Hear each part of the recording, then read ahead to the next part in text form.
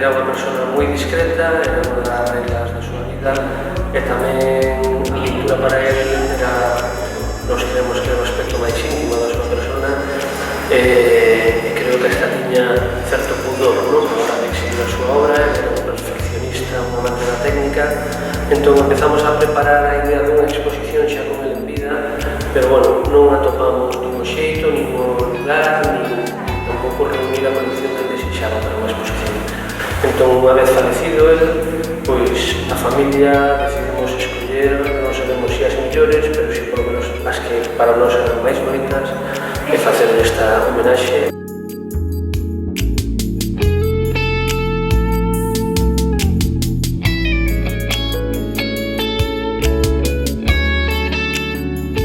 Era un buscador da técnica, do dominio da perspectiva, do dominio do que o encuadre, o dominio cromático. Entón, paradóxicamente, ainda que para nós, que evidentemente somos profanos, a nivel artístico, evidentemente aquí se entra cualquier crítico, probablemente teria outra visión desta obra, pero para nós é fervosa, porque ele era un evocador de sensacións, pero consideraba que a maioría da súa obra non era merecedora exposta, non?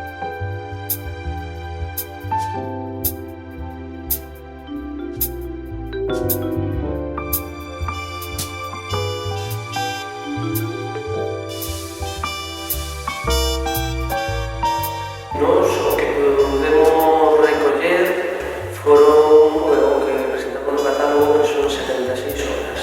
De todo o que podemos, a nivel familiar, podemos recopilar. Sabemos que existe máis por outras ramas familiares, pero eu calculo que andará entre as 100 e 110 obras en total.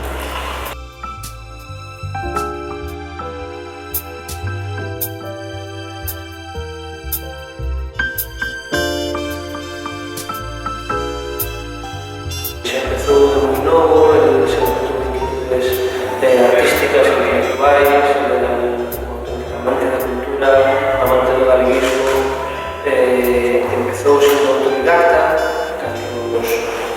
como unha afición máis, nos últimos, creo que son 15 anos, conseguiu o atopou, cruzouse na súa vida Santiago Montes, empezou a tomar clases dele, digamos que perfeccionou a súa técnica, perfeccionou o dominio da paleta, que foi a súa ferramenta final,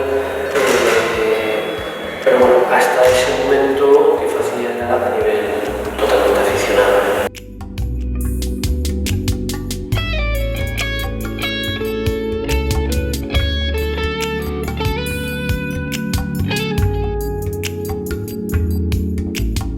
Cando quixemos facer isto, plantexámonos máis como unha homenaxe a nosa propia familia, unha homenaxe a ele, un recordatorio e un feito de celebrar algo tan fermoso como era a súa pintura e o que ele facía.